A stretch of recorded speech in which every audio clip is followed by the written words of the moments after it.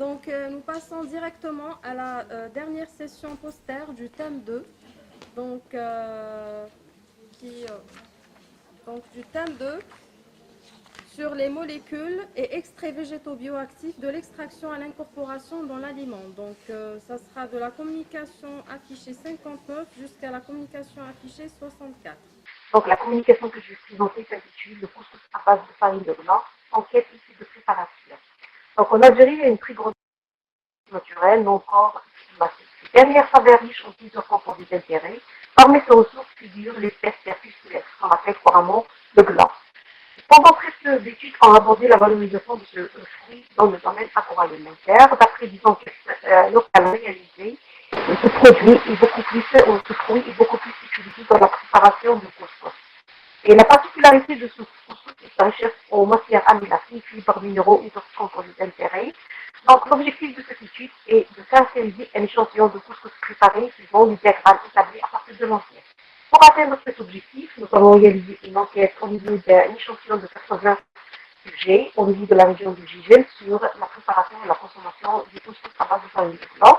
Puis, nous avons essayé de caractériser la matière première, que ce soit la soudine ou la farine de blanc, et ensuite le couscous élaboré. Donc, comme analyse réalisée sur la matière première, nous avons analysé la granulométrie, l'humidité, les cendres, les lipides.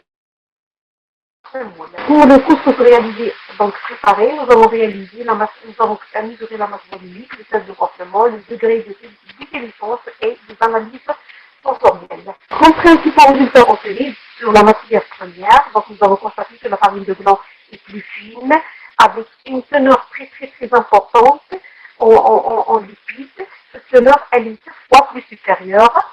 Et généralement, la matière grasse extraite de l'eau est très riche en acides gras insaturés. Concernant le couscous élaboré, donc là aussi, nous avons constaté que la teneur en lipides est importante, elle est 2 fois plus importante. Par contre, pour les autres caractéristiques, malgré qu'il y ait une différence significative, que les valeurs se rapprochent. Concernant les analyses sensorielles réalisées, nous avons constaté que malgré que à base de farine de blanc est préparé et consommé dans la région du Gigel, le couscous à base de semoule est préféré.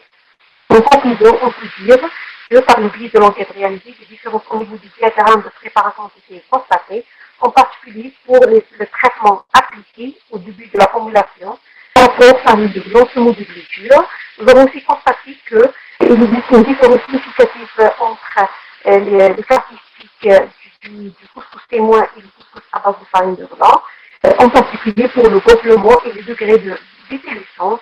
Donc, cette étude montre la possibilité de préparer d'autres produits incorporés avec la farine de blanc et en perspective, il est souhaitable de réaliser d'autres enquêtes pour mettre en valeur d'autres produits traditionnels afin de sauvegarder le savoir-faire des différentes régions. Merci pour votre